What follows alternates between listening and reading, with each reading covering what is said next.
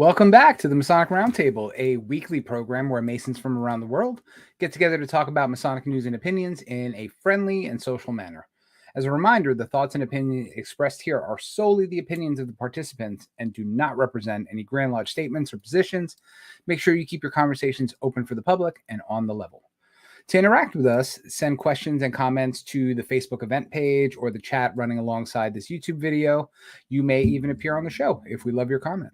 And as always, if you can't catch us live, please catch us on the replays on Facebook and on YouTube alongside all the chats, or if you're an audio file in the podcast world, on your favorite podcast app.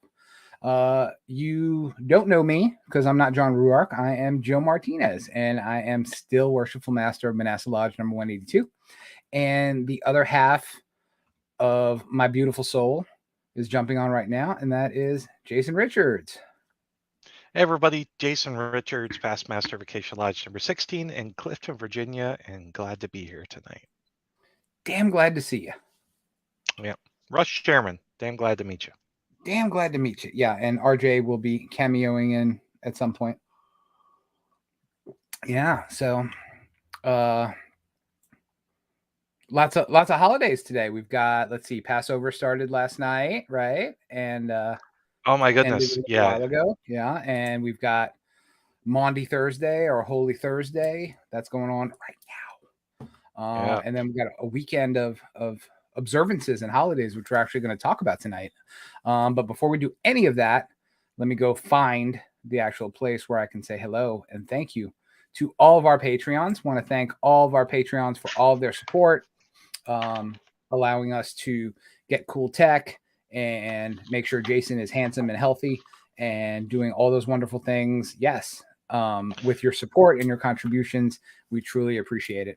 And as a past Patreon, I want to say it totally works. So you were going to say? I was going to say, I don't think the patrons are directly contributing to, like, the patrons contribute to my mental welfare. We'll put it that way. Right. But, it's not like we're keeping me healthy. Well, yeah, I mean, but they're mental keeping health the show happy and healthy. Right. But keeping you happy and healthy is a part of that, right? So that's fair. Even if it's not monetary, it's love and warm feelings and, just feelings coming at you. Those are great too. So, and everybody needs those, Totes my goats. Yes. And we're just rambling a bit, waiting for RJ to pop on, but let's go ahead. This is what happens when John leaves us. I know, but we've had some fun shows when he's not here. More of a windy approach. Yeah, but it's okay. We like to wind. Yeah, but what's next on the agenda? Ooh, we have the let's draw a tarot card of the day. Yes, or week. Is it of the week? Oh, I'll fix that next time. Yeah, there we go. All right. So all right. So tonight's deck is John's favorite. It is the Kabbalistic Tarot. I actually have John's copy that he originally bought for himself. He gifted it to me over Christmas, which is awesome. And so here we go, doing a little shuffle, and let's see what we have. Cool. We have. Ooh. We have. Yes. The Lovers. Good job. The Lovers. Censored. I love that deck because it's got astrological sign on it and it's got the Kabbalistic path on it. I love it. Yeah. So the Lovers is a card in the Major Arcana. It is a card that actually comes up in my natal chart. So it factors very heavily into my own personal astrological symbolism. Really focuses on relationships and choice and kind of, relationships, choice, but then also balance. So very, I get temptations too. Like if it, temptations of the heart, things like that, things that can affect your relationships and stuff like that. Yeah. Yes. Yeah. So interesting card. And I'm trying to. We have Robert. We have a Robert. Let me add him to the stream. Good evening. We'd love to hear you, but you're muted. I know. Okay, sorry. Yeah. Hey, I love you guys. Sorry I'm late. Mild family crisis. Everything's good now, though. Are we okay? Great. Yeah, we're good. We're good. That was the card. Dude, what deck is that, We got Jason? This is the Kabbalistic Tarot. That's friggin' slick. And the highlights on that deck are nice. We all have that. Yeah. I have that. You don't have that deck? It was a Kickstarter find, wasn't it? Then no, I don't have it. That's dope. Yeah, we'll fix that. Yeah. So the card of the week is the Lovers, talking about relationships, trust, harmony, confidence, and strength. You know, that balance of yin and yang. I love it. Yeah, it's I think the Lovers card is really interesting because for me it always seems to tell me that it's okay to like blend things together that I'm working on, or sometimes I think I'm going crazy because I'm hopping from project to project and I'm like, I need to finish this one thing. And sometimes I think about that card and like kind of the intertwined nature of it. And I go, yeah, maybe it's okay to just keep switching tasks and kind of bouncing around to what I'm interested in.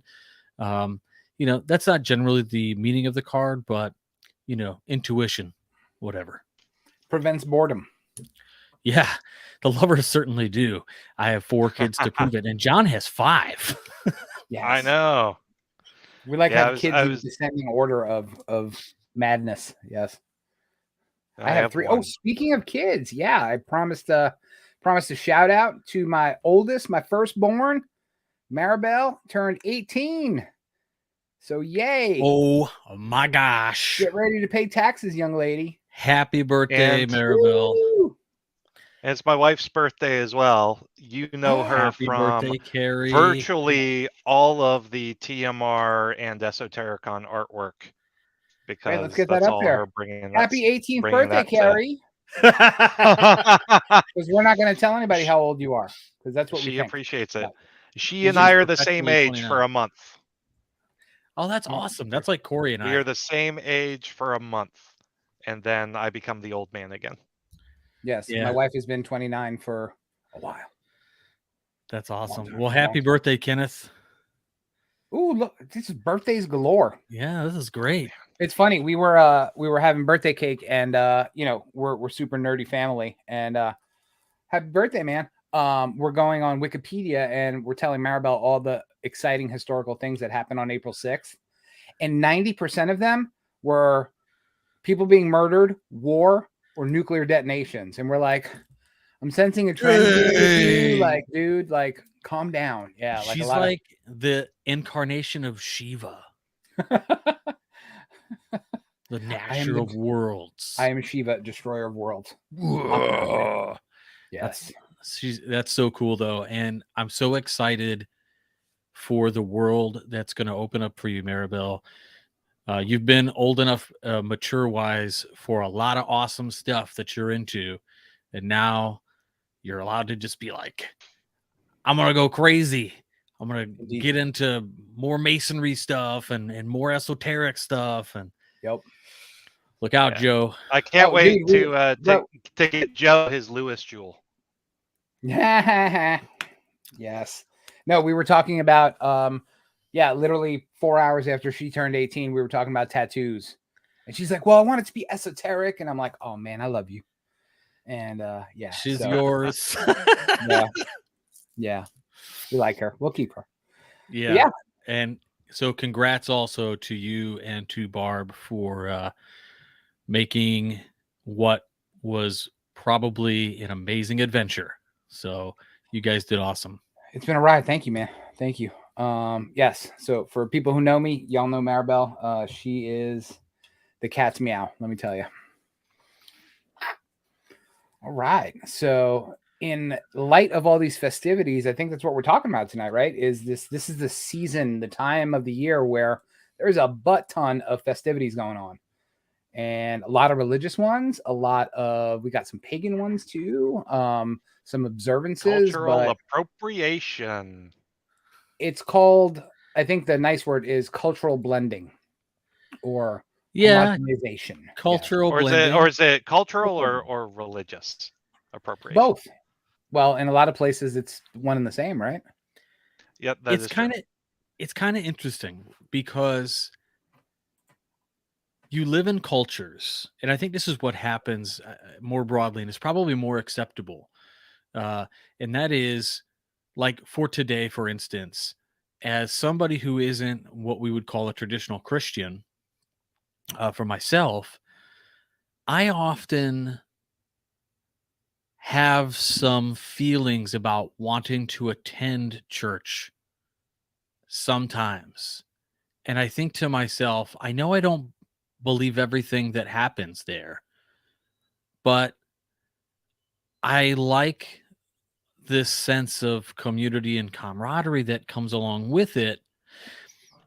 And in today's society, it's a little bit like kind of reeled back. You're supposed to be, true to your authentic self and really go with the flow of what you feel inside.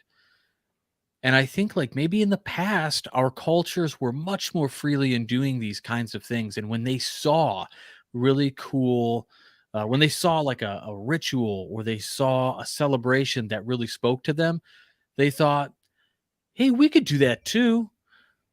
And it seems to be pretty just around the world accepted. And there was not a lot of this whole idea of like pagans stealing Christmas and or whatever the case might be. Those types of Flip arguments. that around. Yeah. So, but this idea is kind of only an issue in the recent past, right? Like, I Well, think let's call a spade here, and let's go back a couple of thousand years, and I'm totally into tonight going into the history of everything, right? But let's go to the big baddie in the room, right? The Roman Empire, right? When they did what we now call cultural appropriation, it wasn't seen as a negative the way that, to Robert's point, we look at today, right? They see something Right. that is part of a subculture that they're trying to bring in and homogenize.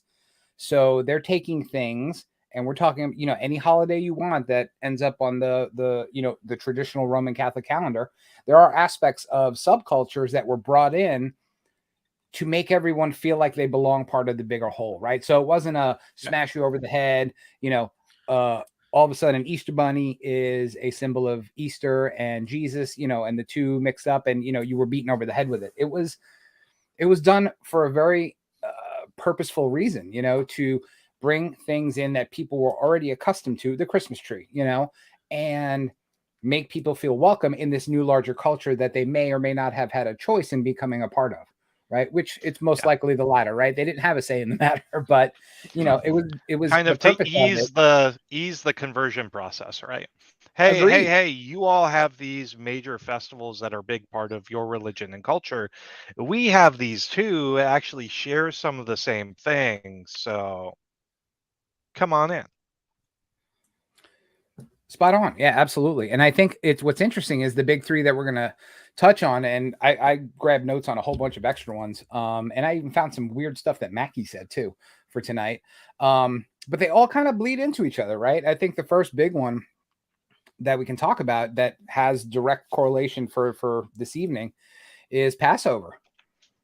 Right. So, this ends, Passover actually ended when the sun went down, an hour ago. It started last sundown yesterday. But that's, again, we've got a whole lot of synergies going on in a lot of major faith systems around this evening. And I find it super interesting. Yeah. So let's talk about Passover. What is Passover? What's Passover? it's kind of the actual event is mortifying. That's most Say of more. Exodus and Genesis, but yes. Yeah, sure. Yeah. But I think most of the Old Testament. I'm hoping to avoid the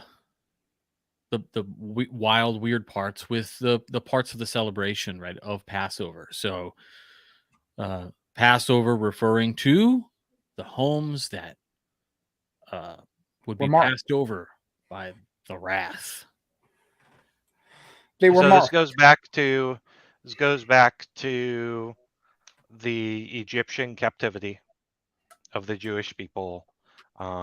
They were slaves for many, many years. This is where Moses comes in as God's anointed to bring his people out of Egypt. God hardens Pharaoh's heart a number of times.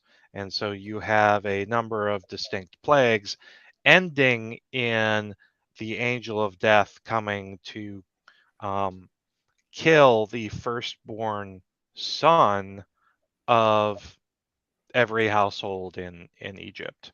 And so the Israelites were charged with painting lamb's blood on their door frames, in sign that the angel of death would pass over, and this was the plague that ended up essentially convincing the Pharaoh to relinquish control over the Israelites. Right on, right on. Yeah, absolutely. And it's the feast that they now normally this sounds like something you would not celebrate with food and merriment and things like that. But to commemorate that, our Jewish brothers and sisters, they have a feast or a dinner or a meal, a Passover meal, normally called a Seder. And I've been to Seders before. Have you guys ever been to a Seder? Yeah. I have. It was They're interesting. awesome. I went. They're super really, fun. really cool. My wife recalled an instance at her Lutheran church as a kid going to like Sunday school and things. They had a kind of a Seder meal where they were dipping some kind of bitter herbs in salt water that they said represented, the tears and things, which was pretty interesting because, I grew up in the Roman Catholic Church and then later on into the Lutheran doctrine. So basically, I was like, "Hey, you got to stay within the lines." And then, going to Lutheran school, they were like, "There are no lines." Super interesting you mentioned yeah. Catholicism, right? I went to Catholic school, from kindergarten until I was older. And at our Catholic school, we actually had Jewish people come on Monday, Thursday, and we would actually have a Seder feast on Thursday. Because that was, for young, under 10-year-old Catholic kids, we were celebrating the same thing that Jesus did on that night. They were celebrating the Passover feast, right? But we'll get to that in a little bit. But yeah, it's some of the big telltale signs are our favorite thing to eat, matzah bread, right? Or unleavened bread. And there's actually a story behind this. Like the people who were preparing to leave Egypt in such haste because they knew at any moment they could be freed, and all the firstborn of Egypt were killed, and they knew they had to get out of there. They were making bread, and they didn't have time to wait for it to rise. Yep. So that's why you traditionally celebrate the Seder with unleavened bread or matzah. Yup. So yeah, that's the Passover Seder. Yeah, I think as a kid, the first time I heard the word Seder, I was thinking about mythical beasts. So if you're out there and you're thinking the same thing, no, we're talking about a meal. It is not a half-blood beast. So Correct. go back to your Dungeons and Dragons. Yes, we'll throw up a banner here. Hashtag Seder. There we go. Boom. That's how you spell it. Yeah. Boom. Right on. Yeah. Anything else about Another Passover? thing. So what I remember most about the Seder dinner that I had actually when I was a teenager, is they often have a bowl of horseradish, pureed Bitter. horseradish, and Mm. I remember that being unpleasant. You remember that being the one time you were able to breathe through your nose unobstructed? Yes. Yeah. That was before I got the nose surgery to fix the nose too. Yeah. So crazy, right? I mean, some of these traditional foods eaten in their most wonderful form, in like their most basic way, people might say, well, why would you do that? And it's kind of to celebrate this idea of its originality in exactly what it is, and you trying something in its pure form and things. And yeah, horseradish is one of those things. So like whether you're into spicy food or not, I think horseradish is probably one of my favorite things about the Passover meals that I've been to. I've been to some where there are contests, so it's been kind of fun. That's awesome. Nice. But I think it was the same thing as what your wife was talking about. So the bitter, super bitter horseradish symbolizes that bitterness of being in captivity or slavery. So that's why they keep that on the table as well. But yeah, yay, Passover, right on. Anything else before we move on to if we're going chronologically, the next one? What is the next one chronologically? Well, I would say that if we're starting with Passover, we're starting with Hebrew culture. There were 13 Hebrew dudes who celebrated the Passover a little bit more recently than Moses did, and that would be Maundy Thursday or Holy Thursday. So that's celebrated normally this evening, and it is the Passover feast of Jesus and his 12 disciples, where they celebrated Passover. It was nothing different than what we were just talking about that happened, 1,000 years earlier. It was matzah, and it was probably horseradish and the smelly stuff that Robert's wife was talking about.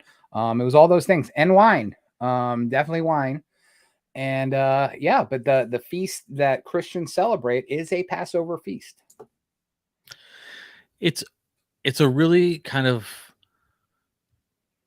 strange thing. I mean, anybody who dives into thinking about religions in any kind of way, they see these differentiating factors in each sort of grouping or umbrella of religions. And when we do this kind of research for these kinds of shows, we often see these, I don't know what you want to call them, they're linkages between them that are so clear.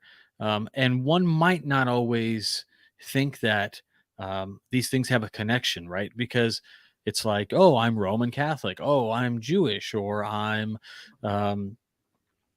Muslim faith, or whatever the case might be. But there's this really in those particular faiths, there is this really interesting thread where they lift and kind of shift and use some of those same things as Jason was talking about, an appropriation of a sorts, but not really, because as we all know, Jesus was Jewish, so it makes sense that he would have celebrated things like the Passover meal. But is somebody once you know what, I'll go down that road later. So anyway, continue on. Sorry. Well, now I want to hear your point, but yeah, no, it's there's really not a lot extra to throw at it. Now,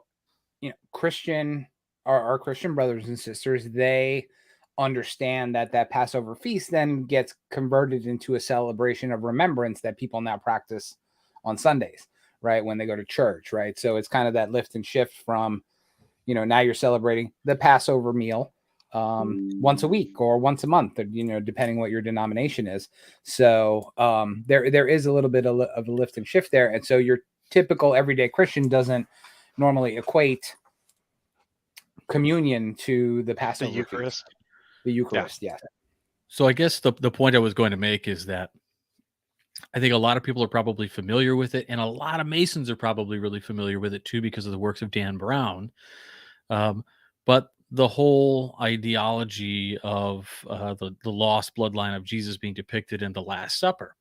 So the Last Supper is that Maundy Thursday meal supposed to be.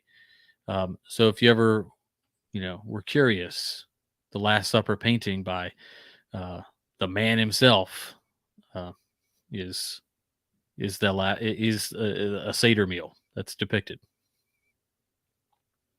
Why do a lot of denominations use a cracker as the wafer? Like, it could be a tie-in to the unleavened bread. Not the Methodists, though. We have King's Hawaiian. And like barbecue. And it's spectacular. What's King's with the Hawaiian and flavorless? Welch's. Yeah, I mean, I grew up Catholic, so you know the wafer of flavorlessness. You know, I had that for many a decade. We used to joke. So on the way home from Easter services, obviously we had some candy and things, and my uncle used to always be like, I'd be in the back seat, and he'd turn around from the front seat, and he'd pull out a friggin' Necco wafer and be like, "Here it is." And I'm like, Necco wafers, communion in the car. Those things are terrible. Don't buy your kids Necco wafers. Jeez Louise. Did you get a Capri Sun juice box with that? No, man. I had like probably Ecto Cooler.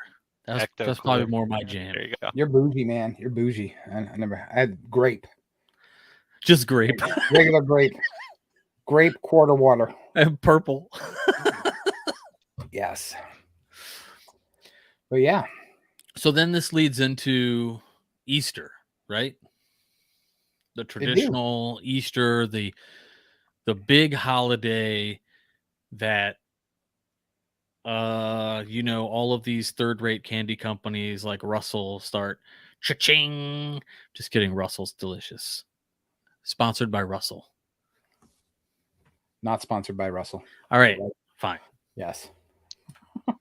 Always looking for new sponsorships though. So yeah. Yeah. Russell, where are you at? But yeah, so I mean it's interesting, especially when you're young and you grow up Christian, and I can't speak for everybody. I can only speak for myself and those I know. You always think that Christmas is the big Christian holiday, right? Everything gravitates towards Santa Claus time. But in fact, that is so not true. You know, the big high holy day for those of the Christian faith is Easter, not Christmas. So if your kids are listening, make sure they hear that. Okay. Easter's the big one. Christmas is generally more fun. Christmas is the fun one. But yeah, Easter. So yeah. Why is it called Easter? Well, according to Facebook memes, it's because Ishtar. Oh. But we know that's not true. Well, if it's on Facebook, then it must be true. Okay, so can we talk about that for a minute? Please. Like, okay, so there's this whole John's thing. not here to stop us. I know. There's this whole thing where these memes come out, right? And they they talk about the pagan appropriation of certain things. And of course, this does happen. We know this happens, but there's this one really that's kind of egregious, and it claims like Ishtar, this goddess, this Mesopotamian goddess, it is the goddess of fertility and the goddess of springtime and renewal and things. And this is where Christians get Easter from, and they make the correlation based on the name and based on these kind of similar traits about the idea of renewal and regeneration. And, you know, in fact, when one does the research, you dive in and you get rid of all your biases and you kind of look at things like head on, Bart D. Ehrman style, perhaps. You can look at the arguments and you go, wow, I guess there's commonalities between these two ideas, but it is definitely not Easter coming from Ishtar. In fact, the thing that ties them together more than any name is kind of the idea of renewal of seasons and the equinox and these kinds of elements. And I think in particular, under the umbrella of Freemasonry, under the tangential sideness of, esoteric thoughts and how we look at the esoteric and we go, wow, that's really cool. And then we dig deeper and we learn about procession and we learn about seasonal renewal and we learn about rituals that celebrate things like the renewal of seasons and all of these things. It starts to get clearer, perhaps why some of these holidays that represent these ideas of renewal and rebirth and flowers birthing and the eggs and all of this stuff, why they are together. And I think one of the really interesting ones certainly goes back to some of the Greek mystery plays, and so that's my soft pass to Joe. Yeah, no, right on. Well, let's go back to the whole name thing because, like you said, it's every time I see the Ishtar thing, I lose it internally, and I decide not to type on my keyboard because it's not worth it. But if you actually do scholarly work into it, it's pretty easy to find out where we get the term Easter from, and it actually comes from a 7th century British saint. So it's Saint Betty or Beatty, who was a monk in the English Isles, and it was an old English, what's a good way to say it? Goddess, I guess, who was named Eostre or Eostare, not Ishtar, had nothing to do with Ishtar, and worshiping or giving gifts to this goddess marked the beginning of spring in that part of the world. And they started to call, when Christianity came to the British Isles, they started to also celebrate. Welcome back, sir. They also started to celebrate, the traditional Passover and resurrection of Jesus scenario there that we now call Easter. But they were synonymous for a time. Again, that cultural appropriation, which wasn't a bad thing back then. They brought those people into the fold. And we got to remember, too, is that Easter is only called Easter in the English-speaking world. If you go to any of the Romance languages, it's called Pasqua or Pascha, or which means Passover. So our Easter celebrations are known as Passover in South America, in Romance-speaking Europe, in Greece, things like that. So again, it's that the English is the only where it's a little bit fuzzy, but now traditionally it's been known as, for us who speak English, as Easter. Well, that's interesting too, because that kind of, it ties into the whole linguistic idea of something we covered in the past, right? When we talked about the letter G within the compass and the letter G in Freemasonry. And we're like, well, sure, it has these certain illusions that we flat out say within the degrees and the second degree and the third degree, but those words only start with G in our English speaking areas. So Bazinga. yeah, so this is Exactly. this is right on with that same point. And Easter is Easter, but it's only Easter here. It's kind of like the other day, I think I was watching one of Jason's favorite shows, John Oliver, was it Last Week Tonight, I think it's called. And It's not one of my favorite shows like All Doctor right. Who, but it's generally speaking really good and very well researched. It's very researched. It's pretty funny. And so I was watching it, and they had this segment where there was a woman who was rapping in French, and the translation, of course, doesn't rhyme, right? Because it only rhymes in French. And so it's this whole idea of just linguistics and playing with words, which is fascinating in and of itself. But we can, talk about that stuff for days, probably on other episodes. But it's just interesting here with Easter. And I never even thought about that. The idea that you've got in all these Latin countries, it starts with a totally different letter. For us Spanish speakers, when my mom calls me on Easter Sunday, she says Feliz Pascua. She does not say Happy Easter. So What again, is Pasquale? it's an Italian name, as Yeah. far as I know. Yeah. So I wonder if it's, kind of has the same Related. connotation or a root structure. Anyway, here nor there. Sorry, didn't mean to derail. No worries. Now you got me curious about that. But you actually dovetail really nicely. We can talk about we can start delving into our Muslim brothers and sisters. But and I think a good way to segue into that is Easter and Passover, and what we're about to talk about in a second, the holy month of Ramadan. They're never the same date every year. They're always different. It changes, right? Easter is never the same day. Passover is not the same day. It changes from year to year. And Ramadan is a great example of that. Why is that? Does anybody know? Jason didn't come off mute. Well, I'll ruin the surprise. So all of these observances are based around a lunar calendar, not our solar 365 day year calendar. So Ramadan and Passover and Easter and all the days associated with Easter, Lent and, you know, Ash Wednesday and Good Friday and Maundy Thursday, they're all based around a lunar calendar, which changes. I think it's the lunar calendar that the Jewish people use. I think it's a 345-day calendar. If somebody knows, throw it up in the comment. But it's a different amount of days where they actually have to add months to make everything work out.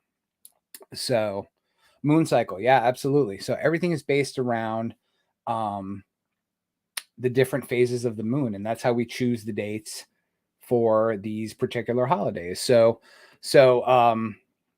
and I guess that dovetails really nicely into Ramadan. 354 days. 354. There you go. 11 days fewer than a solar year. Well, there you go. Well, it's definitely going to make it different.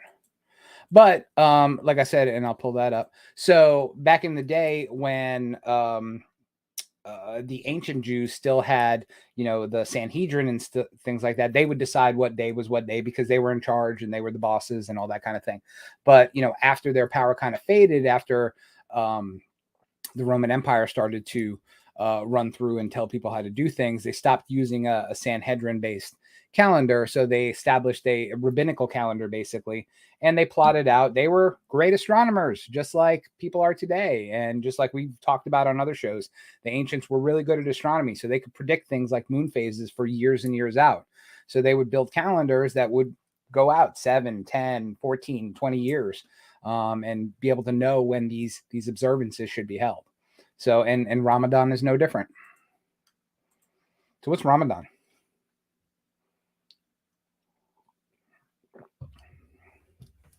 You know, it's Ramadan. No, it's an entire month dedicated to following more closely the teachings of Islam. So, I think most people probably who are not Muslim but might have a Muslim friend or an acquaintance probably most closely associates it to the fasting that goes on. And it's not just a fasting of food.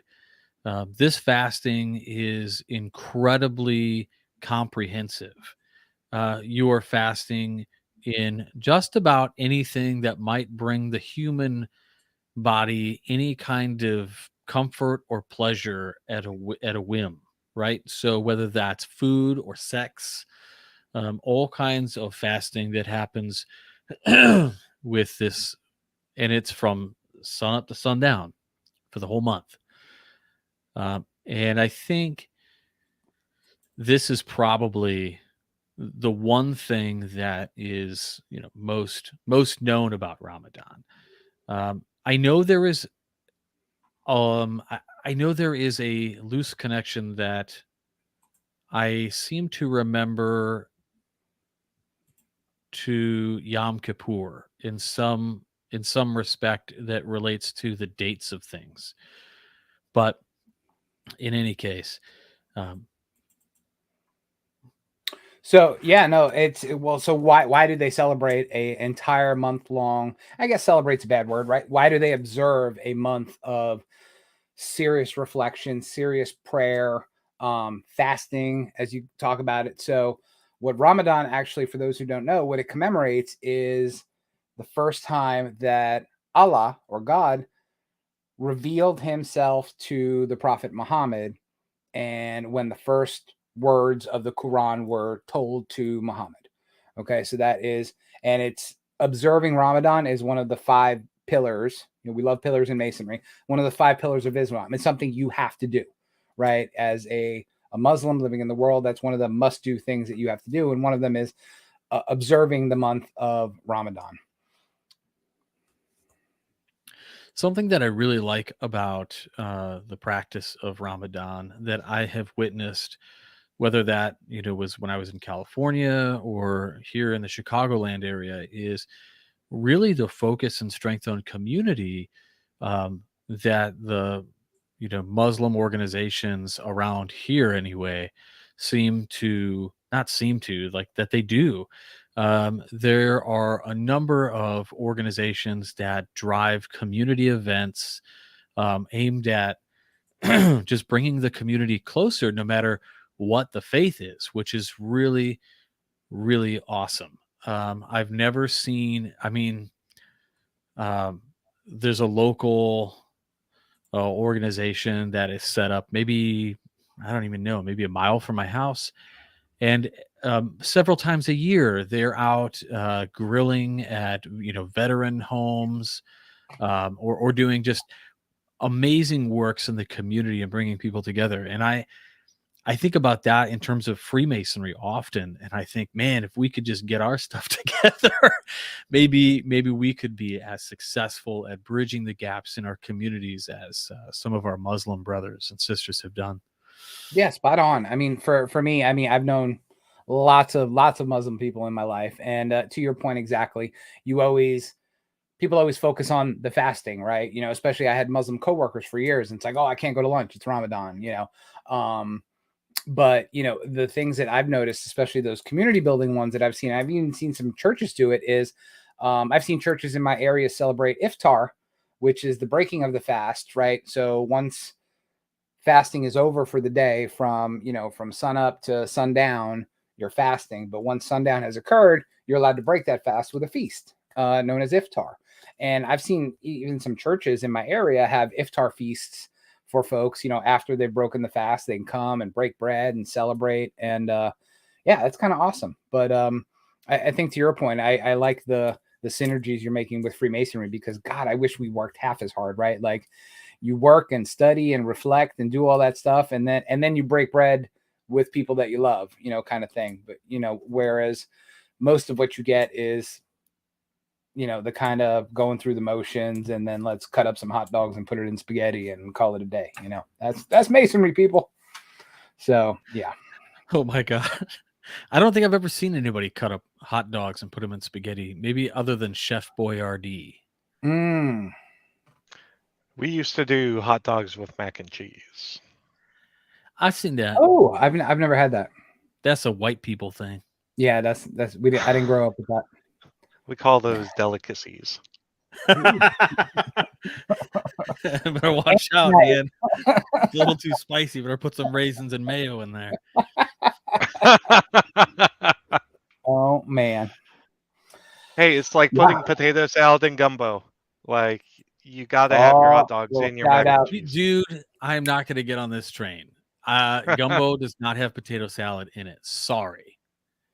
I concur. But yes. So anyway, Ramadan. It's very awesome. So we talked about the big faiths. There are tons of other faith systems or cultures that celebrate this really important time that kind of revolves around the equinox, right? The spring equinox. So we're talking about, and I think the spring equinox this year was what, March 20th, March 21st. But if you're a Mason, you've heard the term equinox before, maybe in a lecture and nowhere else, or if you've heard John Ruark talk, he loves to talk about the equinoxes and the solstices. But yeah, a lot of symbolism there. The equinox and the coming of spring talks to us about that time of the year where you get the equal amounts of daytime and nighttime, right? It's when you're at your equal, your balance, your point within a circle. That was like 25 Masonic symbols just thrown at you. So write them all down. Boom. Yeah, I think one of the, so I did I did a stupid Facebook quiz once, And it was like, what religion are you? Right? It wasn't what potato are you.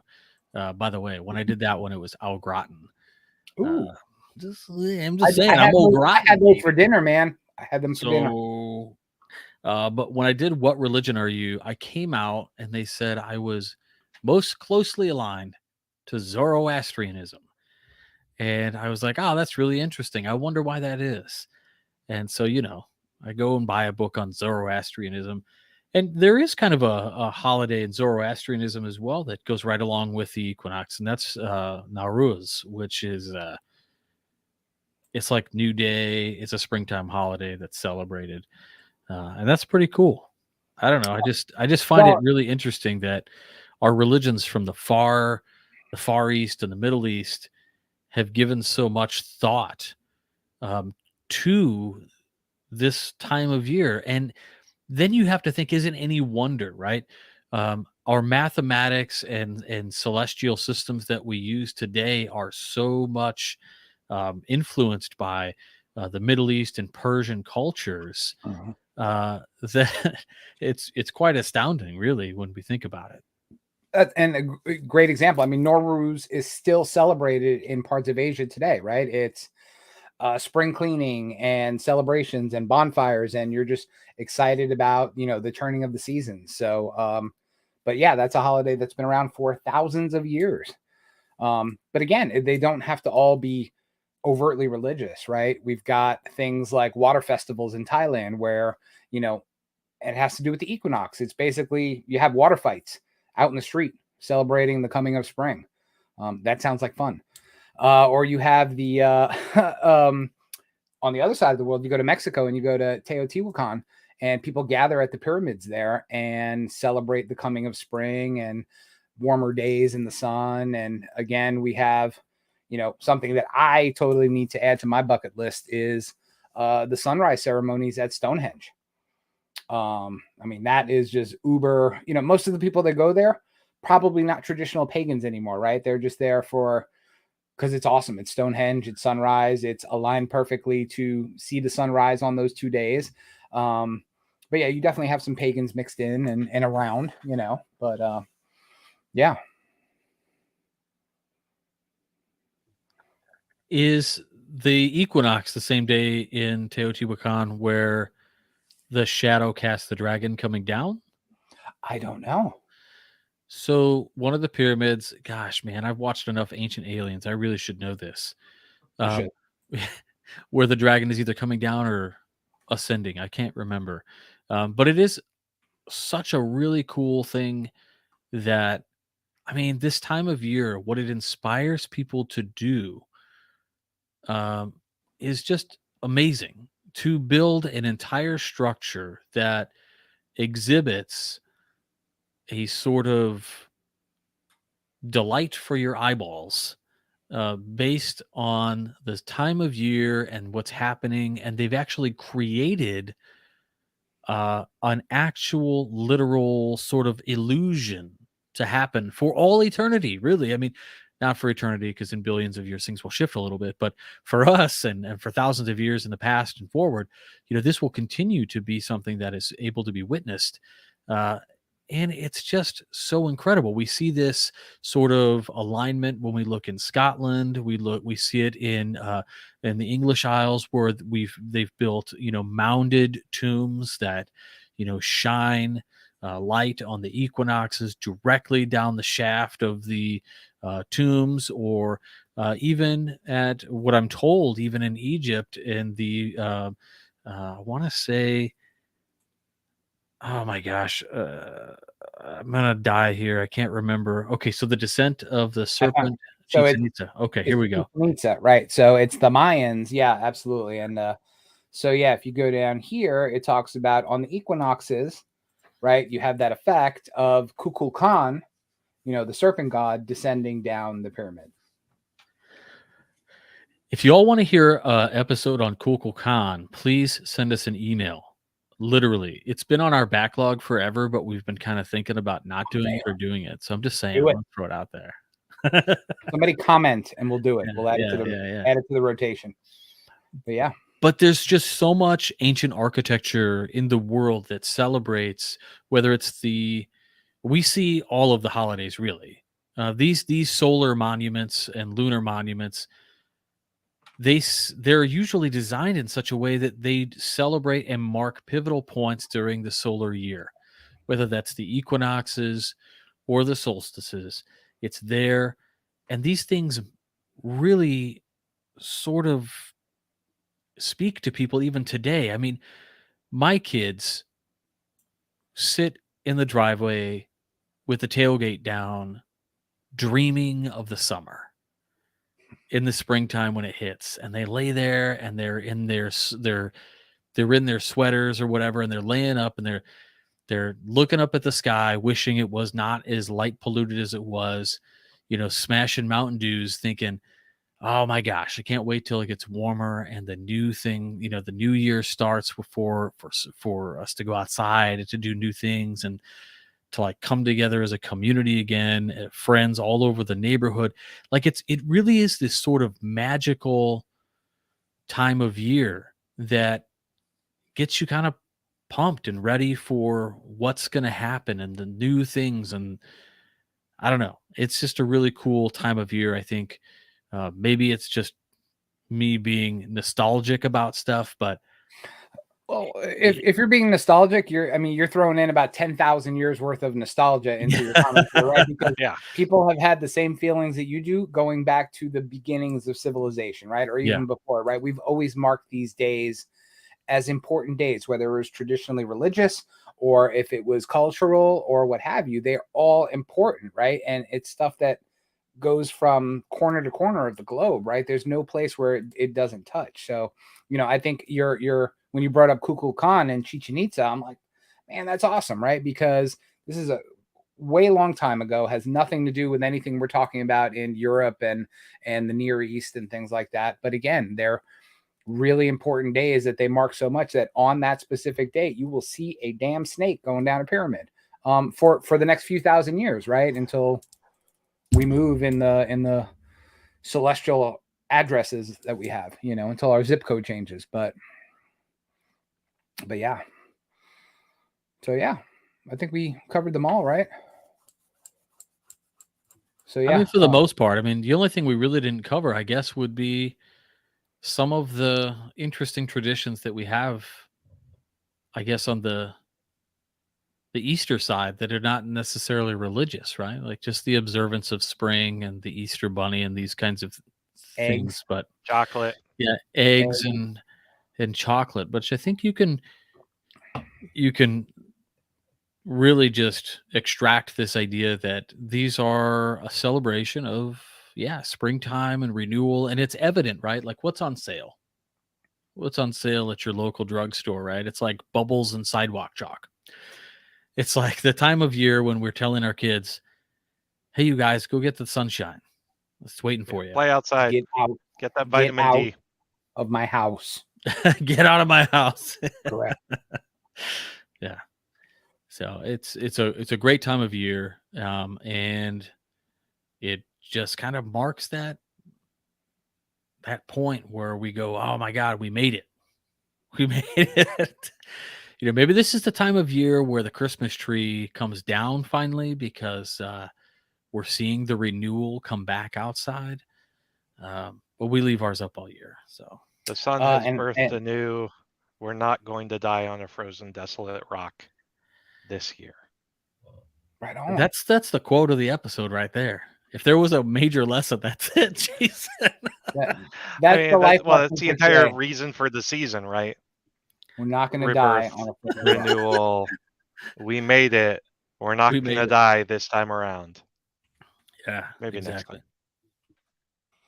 Right on. Well, this is awesome. This was great. I think we covered everything, and I don't have a last question for y'all because I'm not as witty or as wonderful as John is. So I will give you a last question.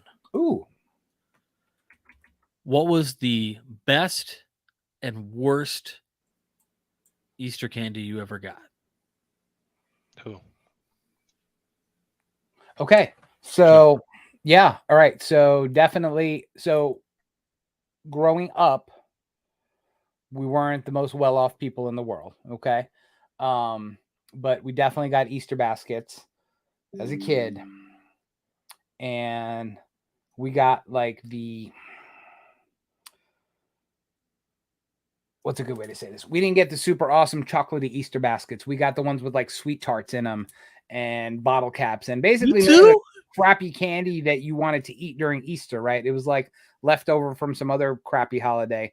But yeah, it was like sweet Halloween. tarts and yeah, it was something, right? But it went into not a lick of chocolate in them, man. Not even a bunny, nothing.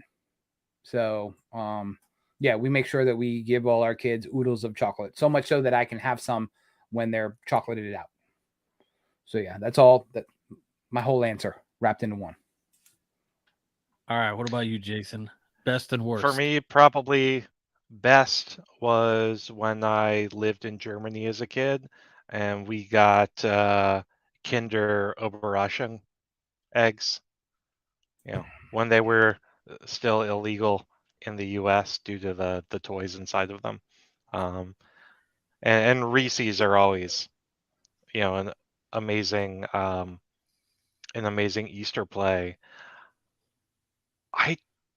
Maybe my parents took Easter, quite seriously, but I think, probably the worst Easter candy was like getting those big, like hollow bunnies made of chocolate. And I'm just like, it's just too much.